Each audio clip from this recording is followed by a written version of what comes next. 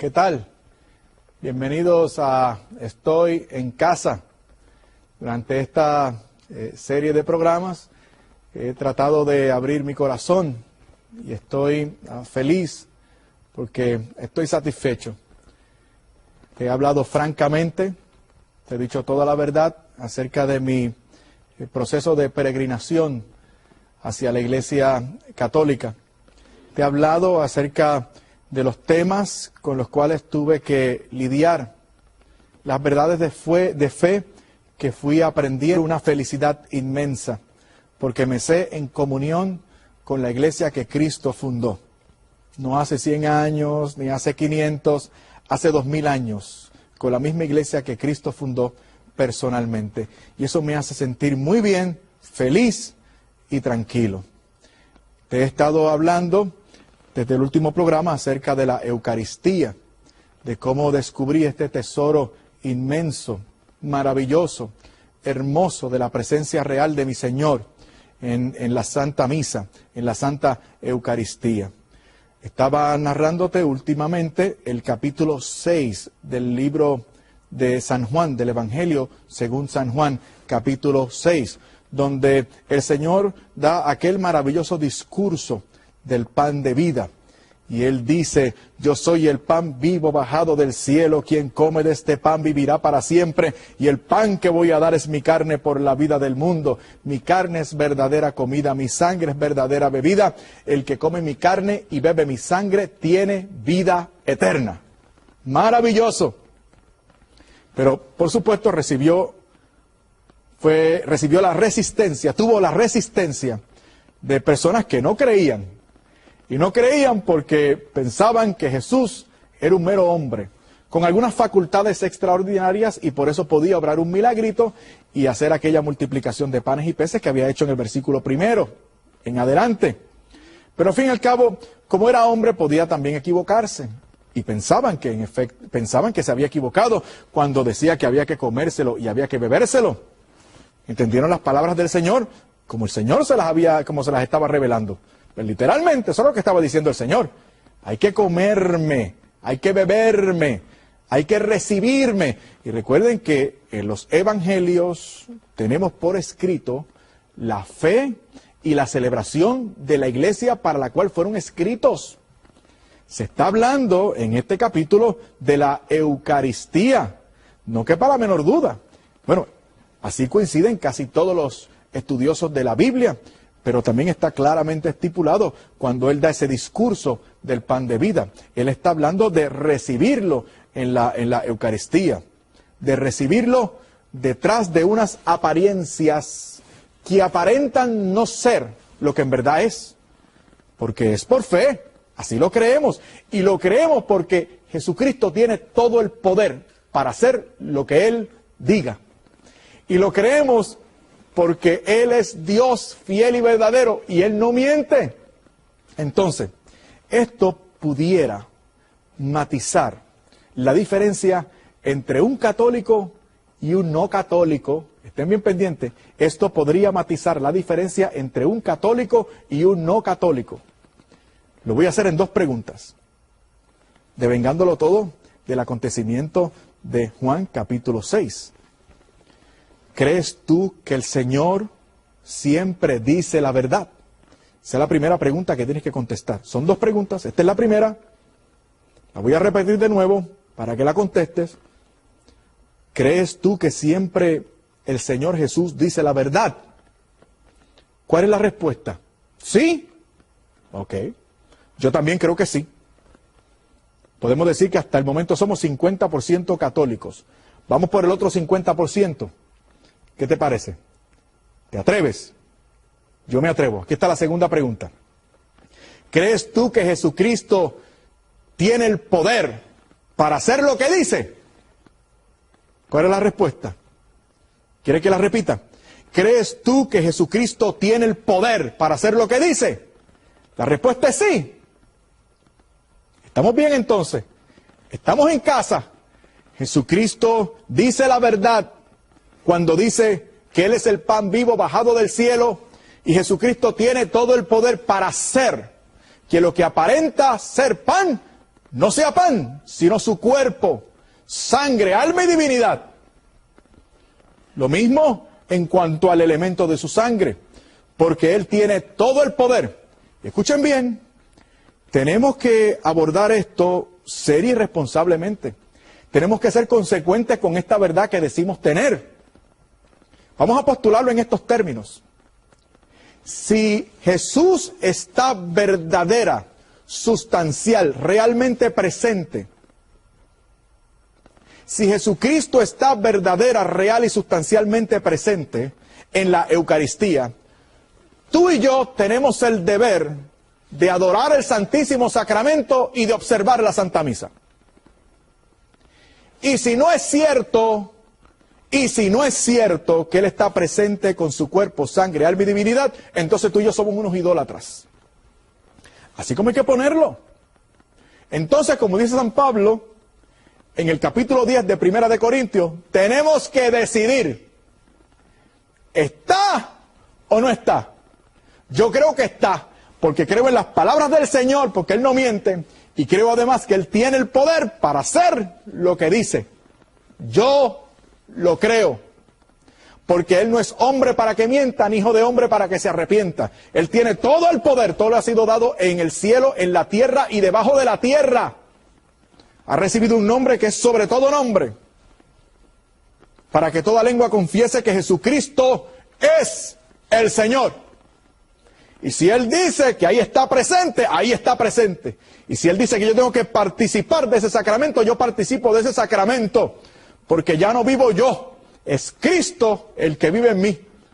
Él es el que manda, Él es el jefe. Y por eso estamos tranquilos, por eso estoy tranquilo, porque estoy en casa. Y aquí estoy seguro de que el Señor no me miente, porque Él es fiel y verdadero. Porque Él no es como los hombres, Él no caduca, no cede, no muda. Él ha sido siempre el mismo en el pasado, es el mismo hoy y será el mismo por siempre jamás. Por eso estamos en casa y estamos tranquilos. Ahora bien, después de haber descubierto esta riqueza, esta verdad maravillosa de la presencia de Cristo en la Santa Misa, ¿qué más quedaba? Algunos de ustedes preguntarán, bueno, ahora sí, ¿te hiciste católico? Bueno, todavía faltaba un poquito más. Ya estaba convencido. Esto es fascinante, esto es tremendo, esto es fabuloso.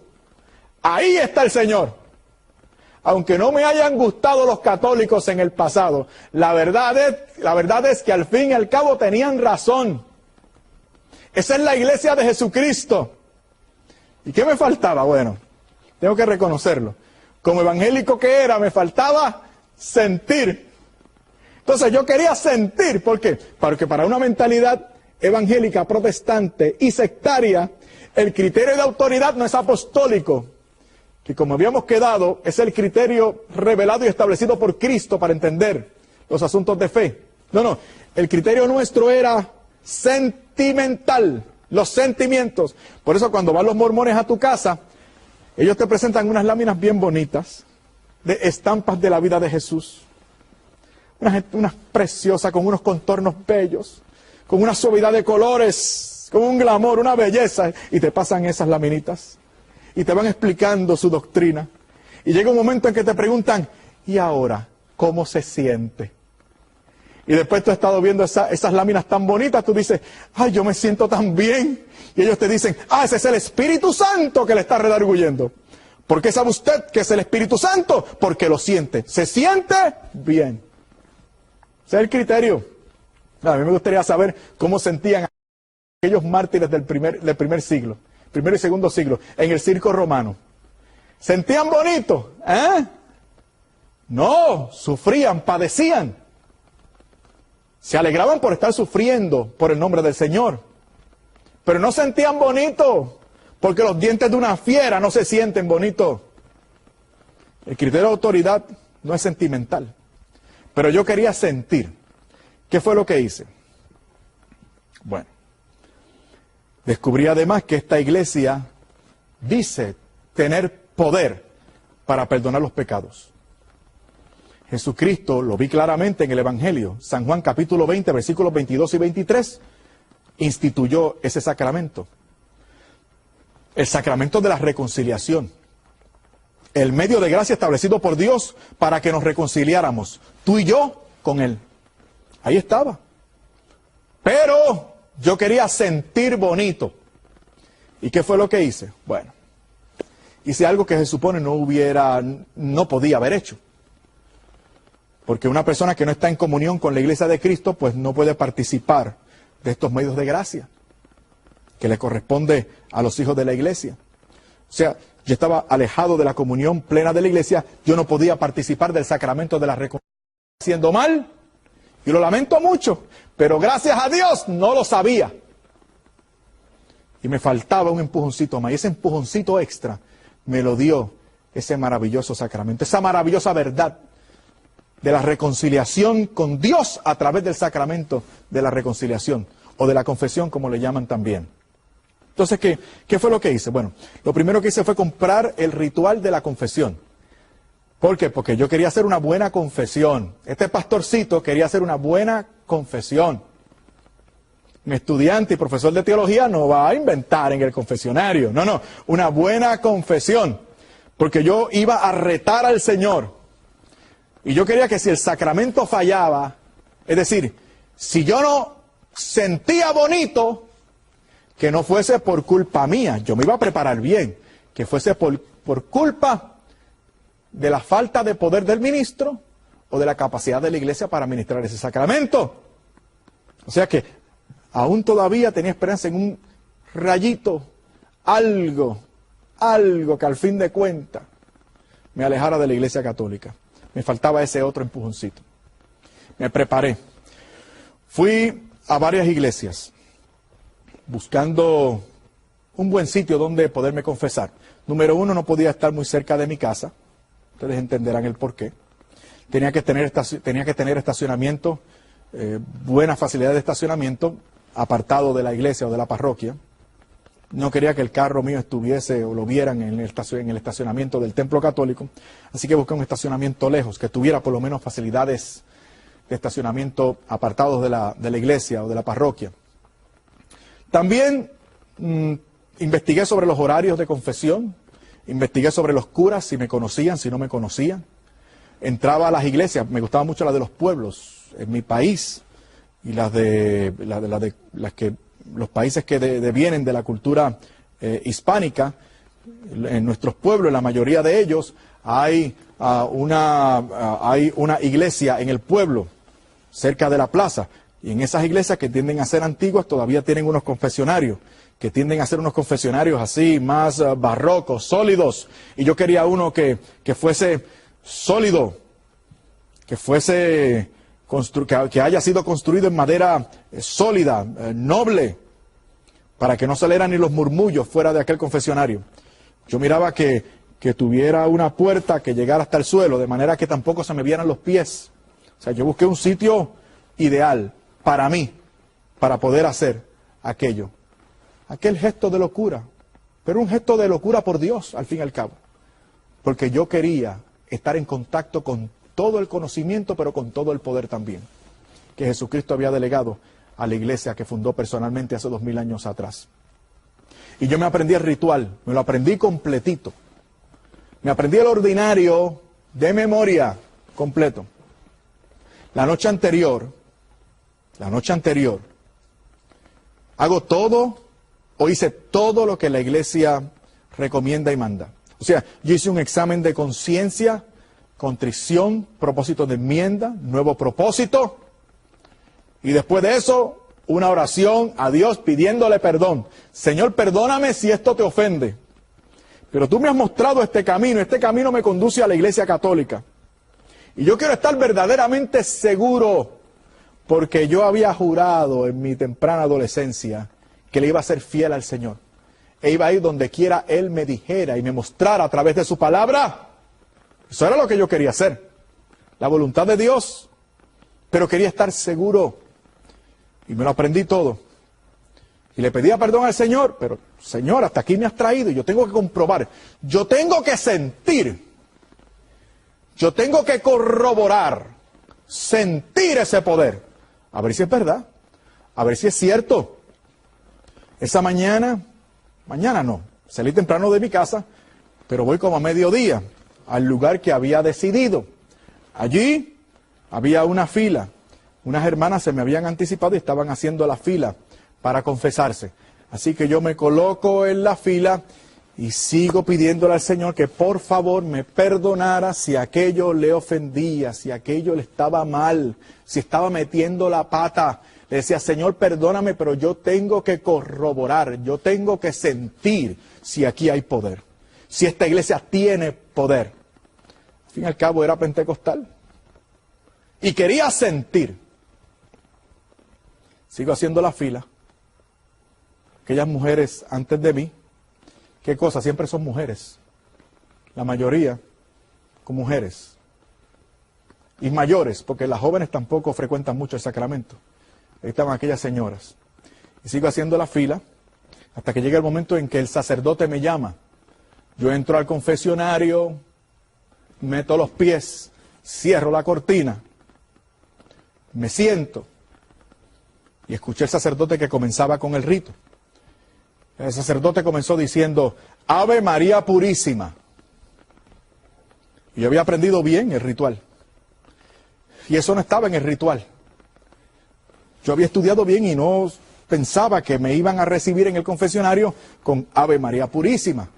Ahora sé que la contestación a ese saludo es sin pecado concebida, pero yo no lo sabía. Yo no había sido católico, nunca en mi vida anteriormente.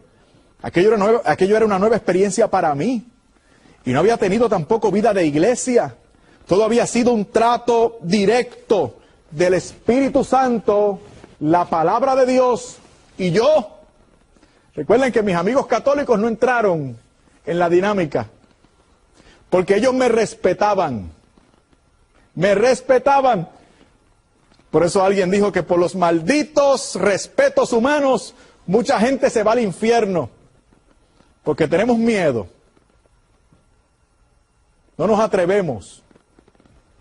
Al fin y al cabo, fue un trato como les he venido diciendo en estos programas. El Espíritu Santo, la Santa Biblia y yo, camino a la iglesia. ¿Y cómo contesté al sacerdote? Ave María Purísima. Bueno, ¿qué le voy a contestar? No sabía. Le contesto con el pentecostalismo mío. Le digo, amén. El sacerdote vuelve y me saluda con la misma frase, Ave María Purísima. Y le contesté, como sabía, pues gloria a Dios, aleluya, le repliqué. Y el sacerdote me dijo, hijo mío, parece que hace tiempo tú no te confiesas, ¿verdad? Y yo, ay padre, si usted supiera. Hermanos, mis hermanos católicos, mis hermanos evangélicos, en aquel confesionario, aquella tarde, yo desparramé mi vida en aquel confesionario. Yo declaré mi vida y me declaré culpable. ¿Y qué sucedió? Entonces escuché las palabras que transformaron mi vida. Escuché las palabras que me han traído aquí, frente a ti, que me han llevado a tu presencia. Escuché las palabras que me atrajeron a la casa del Padre. Dios Padre misericordioso, que reconcilió consigo al mundo por la muerte y resurrección de su Hijo y derramó el Espíritu Santo para la remisión de los pecados, te conceda por el ministerio de la Iglesia el perdón y la paz. Y yo te absolvo de tus pecados en el nombre del Padre, del Hijo y del Espíritu Santo. Y yo suspiré un amén. Exhalé un amén. Amén. Maravilloso. Recuerdan que querían sentir, que yo quería sentir bonito. ¿Lo recuerdas? Escucha bien. Cuando me levanto de aquel lugar, yo salí despedido. Porque yo esperaba manejar un cuerpo de 197 libras aproximadamente. Pero ¿sabes qué? Yo no pesaba nada. Yo estaba liviano, livianitito, fresquito por dentro. Parecía como si me hubiesen echado mentol por las venas. Salgo de aquel lugar. Inmediatamente me doy cuenta de que no soy capaz de coordinar los movimientos de mi propio cuerpo. De hecho, cuando bajé las escaleras para llegar a la acera y caminar hacia mi automóvil, tropecé y me caí. Me agarraron, me levantaron. Me di cuenta de que apenas podía caminar y coordinar los movimientos de mi propio cuerpo y comencé a caminar acera abajo como podía. Estaba caminando de puntitas. Casi no podía bajar la planta del pie. Yo sentía puntitas y me daba miedo porque sentía como que me iba para el frente y como que me alaban para arriba. Una cosa maravillosa, indescriptible. Y para tratar de controlarme, seguí haciendo fuerza hacia abajo y empecé a dar tumbos, golpes contra las verjas de las casas para mantener al menos una línea directa, acera abajo. Me di cuenta que las personas que venían en sentido contrario comenzaban a sacarme el cuerpo. Se echaban para un lado y se echaban para otro. Comentaban de mí, me señalaban y se iban de mi lado. Caí en la cuenta y la vergüenza que me dio, porque estaba perfectamente consciente, porque el Señor no te nubla el entendimiento, el Señor no posee tu razón, no te extrae de la realidad porque Él te respeta. No es como los éxtasis religiosos estos de otras expresiones religiosas de las sectas que te sacan de tu mente, anulan tu razón y tu entendimiento y tu libertad. No, no, no. El Espíritu Santo de Dios que se mueve en esta iglesia es un Espíritu Santo que te respeta, que te da libertad, te da espacio para que decidas. Y yo decidí someterme a aquel sacramento y recibir aquella gracia. Y comencé a comportarme, caminaba como un borracho. Eso fue lo que me vino a la mente. Cuando la gente comienza a sacarme el cuerpo, yo me escandalizo y digo, Dios mío, ¿hasta dónde he llegado? Este ministro va y se confiesa y ahora anda borracho por aquí por la calle. Pero claro, evangélico al fin siempre le viene a uno el texto bíblico a la mente. San Pedro, en aquel gran día de Pentecostés, cuando los incrédulos judíos le acusaban a ellos de estar borrachos, después de aquella efusión tremenda del Espíritu Santo, San Pedro se levanta para defender a los suyos y dice, estos no están borrachos, sino que están llenos de la presencia del Espíritu Santo. Esa es la respuesta de San Pedro. No, no, no, no, no, no, no. No es que esté loco, es que aquí estamos llenos del Espíritu y estamos contentos, somos felices porque contamos con la presencia portentosa del Espíritu Santo de Dios, que nos habla, nos dirige, nos llena, nos revela, no parte de la verdad. No, no, no, no un texto por aquí y un pasaje por allá. No, no, no, no, no. La verdad plena y completa. La verdad de Dios aquí en esta santa Iglesia Católica. ¿Qué tenemos que hacer? Bueno, a ti, amigo católico, yo te exhorto. Estás en casa. ¿A dónde vas a ir? ¿En qué otro lugar vas a encontrar esta riqueza? ¿En qué lugar el Señor te va a tratar como la niña de sus ojos? ¿En qué lugar tienen ese poder? ¿En qué lugar te van a alimentar como te alimentan aquí? Y no me diga que no es bíblico. No me diga que no es bíblico. Es perfectamente bíblico. Sacramento instituido por Cristo. Búscate Proverbios capítulo 8, versículo 13, si quieres más textos. Santiago 5, 18. Mateo 3, 6. Hechos 19, 18 dice que los que habían creído, después de haber creído, para los que creen que es solamente cuestión de creer, los que creían, después de haber creído, venían a confesar sus pecados. Hechos 19, 18. Y el Evangelio según San Juan, capítulo 20, versículos 22 y 23, dice que el Señor sopló sobre ellos el Espíritu Santo y les dijo, recibid el Espíritu Santo. A quienes le perdonen los pecados, les serán perdonados. Y a quienes les retengan los pecados, les serán retenidos. Aquí hay poder. El Señor tenga misericordia de nosotros y nos ayude a permanecer fieles en su iglesia. El Señor le regale a nuestros otros hermanos allá afuera la plenitud de la fe para que podamos al fin y al cabo encontrarnos en algún momento en torno al sacramento del altar. Gracias.